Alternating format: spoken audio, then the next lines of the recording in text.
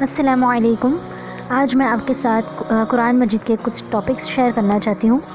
تو first topic ہے sustenance یعنی رزق۔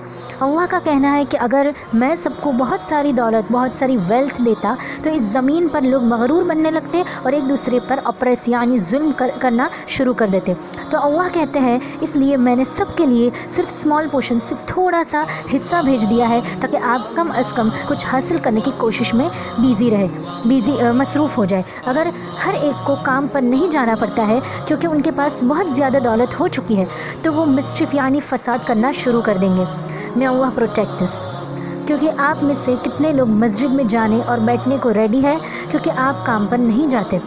اللہ سبحانہ و تعالی مجھے سب کے سامنے اسٹیڈ فاسٹنس یعنی ثابت قدمی عطا کرے اور پھر وہ ہم میں سے ہر ایک کو ثابت قدمی عطا کرے۔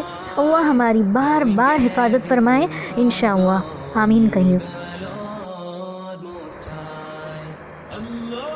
فرعون کہتا ہے اے حامان اس کا ایک آدمی تھا، وہ کہتا ہے یہاں آؤ، یہ موسیٰ مجھے بتا رہا ہے کہ اس کا اللہ آسمان میں ہے، لہٰذا میں چاہتا ہوں کہ آپ مجھے اوپر سے اوپر جنت تک جانے کے لیے ایک عمدہ سیڑھیاں تیار کریں۔ میں جانا چاہتا ہوں اور دیکھنا چاہتا ہوں کہ اللہ کا راستہ کس طرف ہے۔ اللہ اکبر! غرور دیکھو، تکبر دیکھو، یہاں تک کہ ایک بچہ بھی سوچنے کی ہمت نہیں کرے گا۔ لیکن پرابلم اس وقت ہے جب آپ کسی اور کو تھریٹن یعنی دھمکی دیتے ہیں، پرابلم وہاں ہوتی ہے۔ آپ دیکھتے ہیں جب بھی ہم ایسے کوئی ٹاپک پر بات کرتے ہیں لوگ بس ہاں کر دیتے ہیں، لیکن ہمیں احتیاط برتنے کی کوشش کرنی چاہیے۔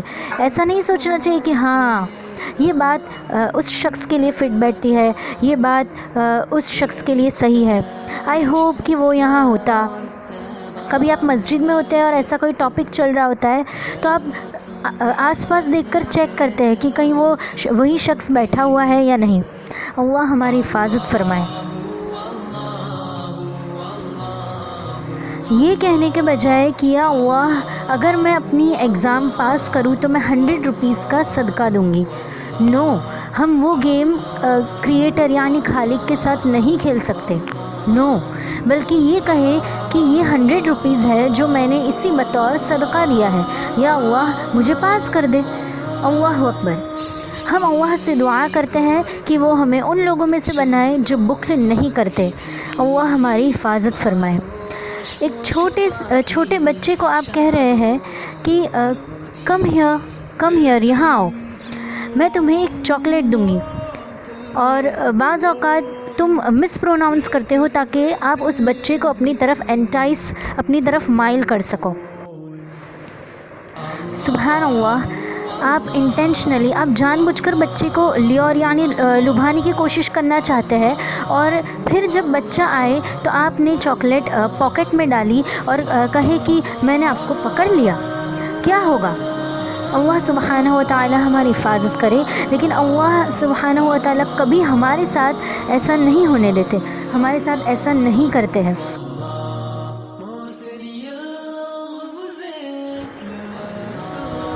ہمیں اپنے گائیڈنس کا سورس، اپنے نالج کا سورس جاننے کی ضرورت ہے کہ ہم اسے کہاں سے پک کر رہے ہیں۔ کیا ہم صرف انٹرنیٹ سرف کرتے ہیں اور دیکھتے ہیں کہ ہمیں کیا پسند ہے اور ہم آگے بڑھتے ہیں؟ اگر ایسا ہے تو یہ گائیڈنس اٹین کرنے کا صحیح طریقہ نہیں ہے۔ یا کیا ہم جاتے ہیں اور اسکالر سے تلاش کرتے ہیں جو ریپیوٹیبل ہے، جنہیں ہم جانتے ہیں؟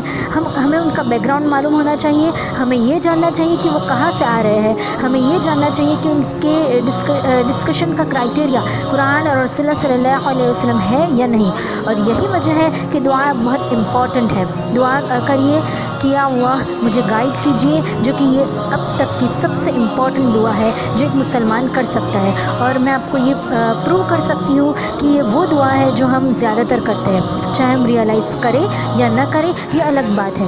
ہم کتنی بار سورۃ الفاتحہ پڑھتے ہیں ہر رکعت میں؟ ہمیں اسے ایٹ لیسٹ ایک بار پڑھنا ہوتا ہے، اور پہلی دعا ہے جس کا قرآن میں ذکر ہے وہ ہے سورہ فاتحہ، اہدنا الصراط المستقیم، یعنی guide us to the straight path. اے اللہ ہمیں سیدھے راستے کی طرف رہنمائی فرما۔ ہمیں ہمیشہ یہی دعا کرنی ہے۔ السلام علیکم ورحمۃ اللہ وبرکاتہ۔